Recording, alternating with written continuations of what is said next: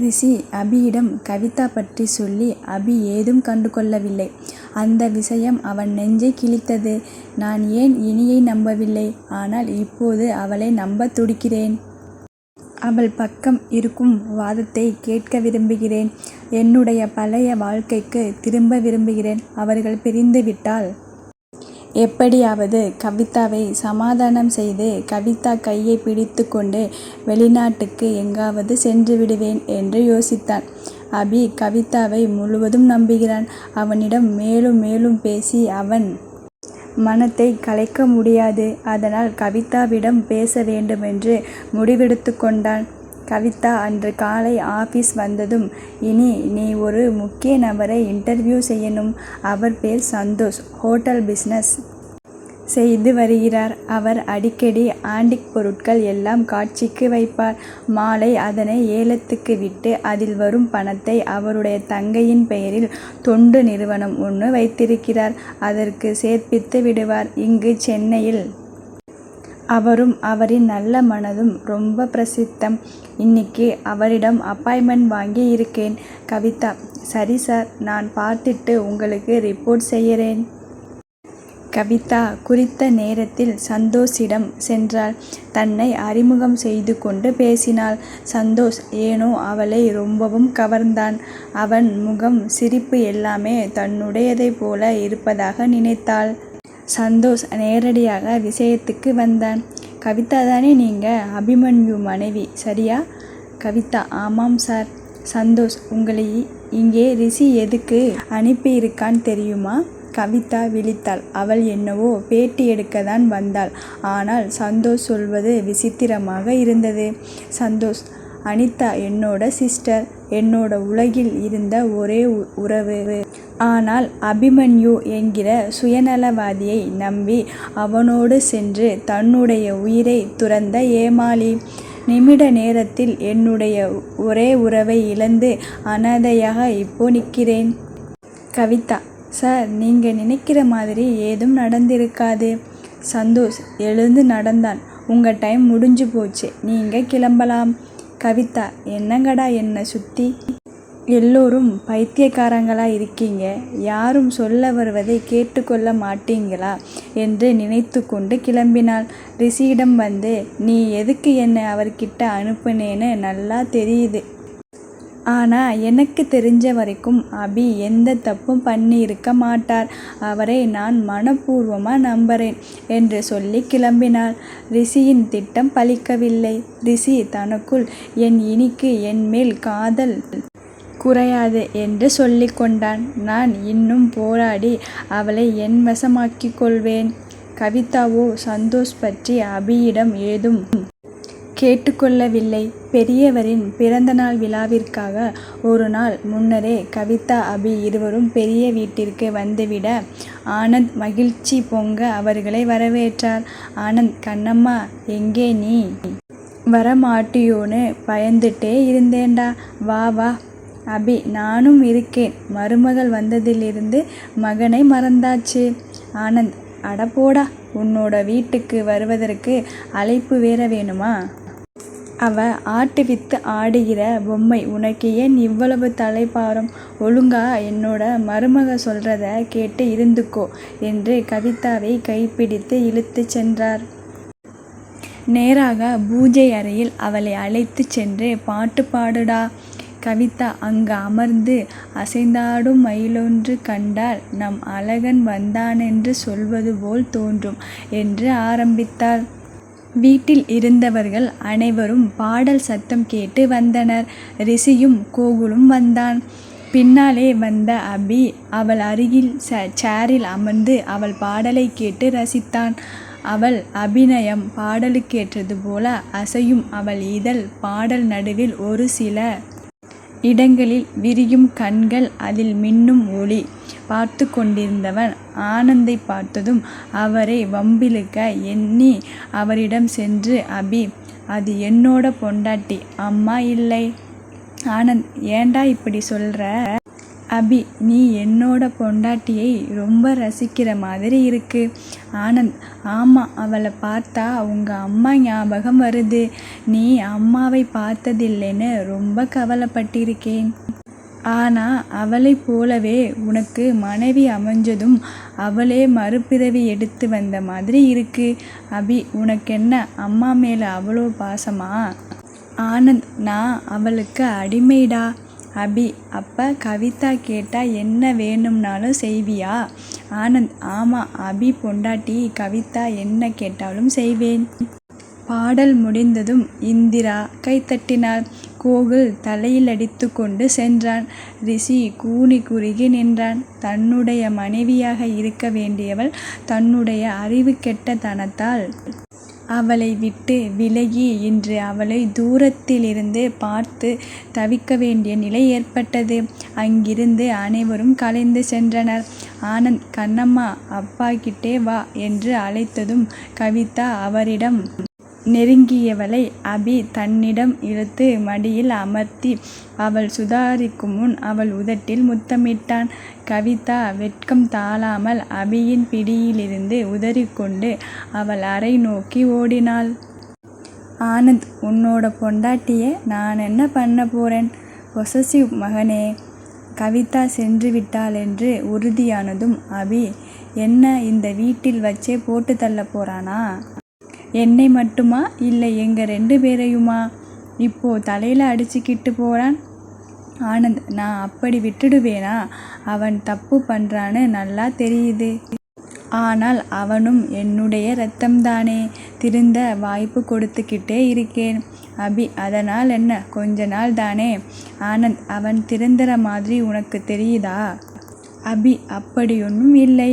என்னை போட்டு தள்ளிட்டா எல்லா பிரச்சனையும் முடிஞ்சு திருந்திடுவான். ஆனந்த், அப்படி சொல்லாதே, உனக்கு ஒன்றும் ஆகாது என்று அவனை தள்ளி கொண்டு சென்றார்.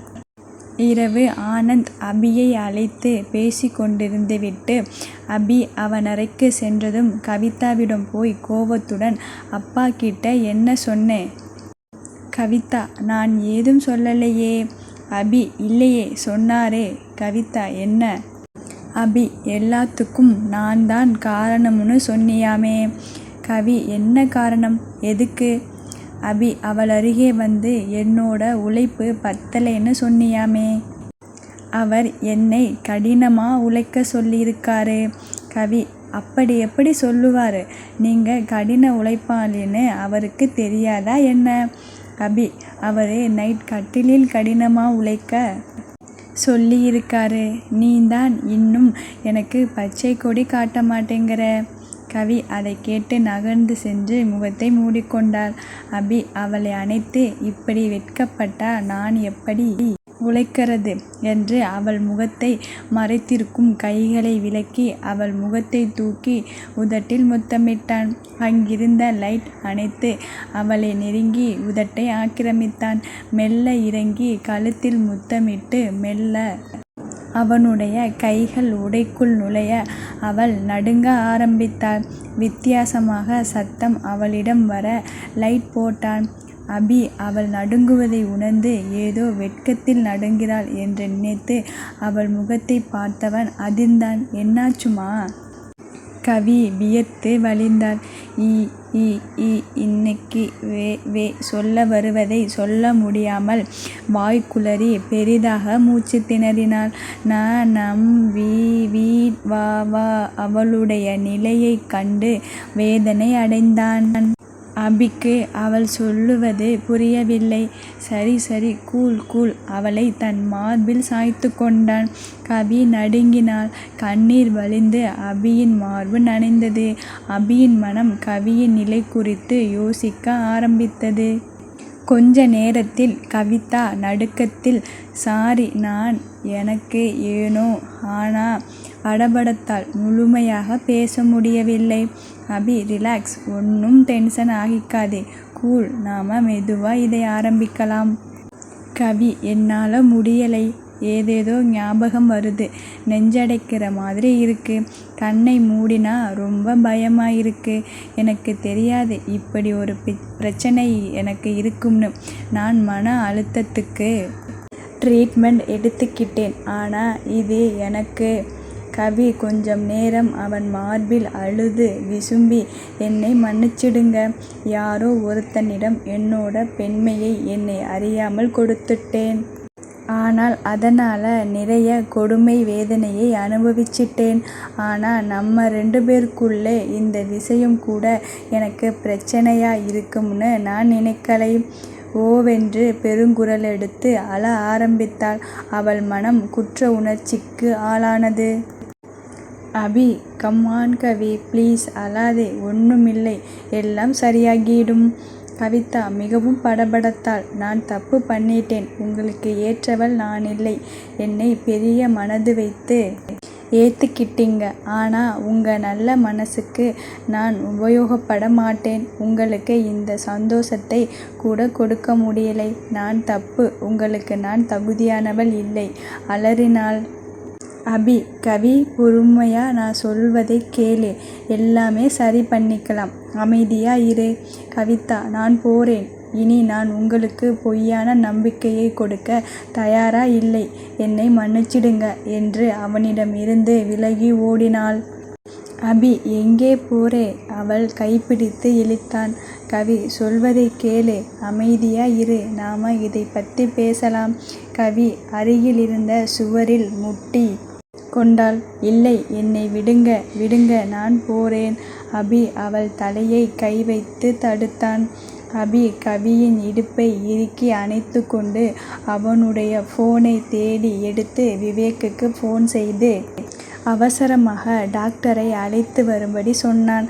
அவள் திமிர திமிர இன்னும் இறுக்கி அணைத்தான். கவி, மாமா சொல்றதை கேளு. அமைதியா இரு. கட்டிலில் அமர்ந்தபடி அவளை எங்கும் நகர விடாமல் மடியில் இருத்தி இருந்தான். அவனிடமிருந்து விடுவித்து கொள்ள போராடி கலைந்தாள். இந்த சத்தத்தில் ஆனந்த் வேகமாக அவர்கள் அறைக்குள் வந்தார். கவிதாவின் நிலையை கண்ட அவர் மிகவும் வேதனையடைந்தார். டாக்டர் அவசரமாக வந்து அவளுக்கு ஊசி போட்டு தூங்க வைத்தார். அவள் தூங்கிவிட்டாள் என்று உறுதியானதும் அவளை கட்டிலில் கிடத்தினான். அபி தன்னுடைய கையால் அவளை இறுக்கி பிடித்த இடங்கள் எல்லாம் சிவந்திருந்தது. போர்வை வைத்து போர்த்திவிட்டான். ஆனந்த், என்னடா ஆச்சு? திடீர்னு இப்படி? நல்லாதானே இருந்தா? அபி மெதுவாக அவளின் பிரச்சனையை சொன்னான். ஆனந்த் வெறி கொண்டார். அங்கு இன்டர்காமில் அழைத்து இதை பற்றி விசாரிக்க சொன்னார். அபி, அப்பா வேண்டாம், நான் பார்த்துக்கிறேன். வீட்டில் வேற யாருக்கு தெரிஞ்சாலும் அவளை ரொம்ப கேவலப்படுத்துவாங்க. ஆனந்த் தலையாட்டினார். சரி, நீ ரெஸ்ட் எடுத்துக்கோ என்று அவன் அறையை விட்டு மன பாரத்துடன் நகர்ந்தார். அபி அவள் அருகே குனிந்து தூங்குபவள் முகத்தில் விழுந்த முடிக்கற்றையை அவள் காதுக்கு பின்னால் ஒதுக்கிவிட்டு, கவிதா, இப்போ நான் உன்னிடம் சத்தியம் செய்கிறேன். உனக்கு இனி யாராலும் எதுக்கும் ஆபத்தில்லாமல் உனக்கு ஏற்பட்ட களங்கத்தை துடைத்து உனக்கு எப்பொழுதும் துணையா உன்னை பாதுகாப்பேன் என்று சொல்லி அவளை தன் மார்போடு அணைத்து கொண்டு தூங்கினான். மறுநாள் அபி அவள் தலையை தடவி நெற்றியில் முத்தமிட்டான்.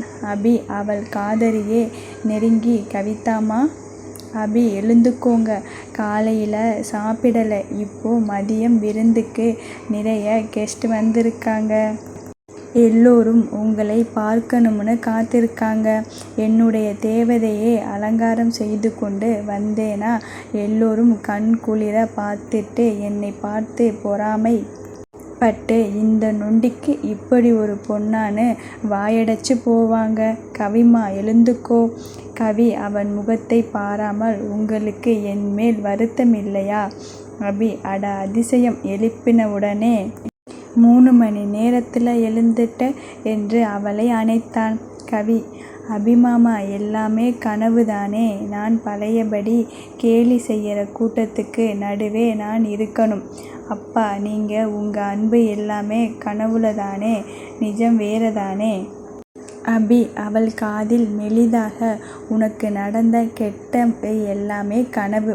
நிஜம் என்ன தெரியுமா? நான் தான் உனக்காக எதையும் செய்யும் கணவன். உன்னை யாரும் எதுவும் பேசாமல் நான் பார்த்து கொள்கிறேன். கவி, உண்மையா? அபி, சத்தியமா? கவி நம்ப மாட்டேன், என்னை கிள்ளுங்க. அபி அதைவிட வேறு ஐடியா இருக்கு என்று அவள் உதட்டை கடித்தான்.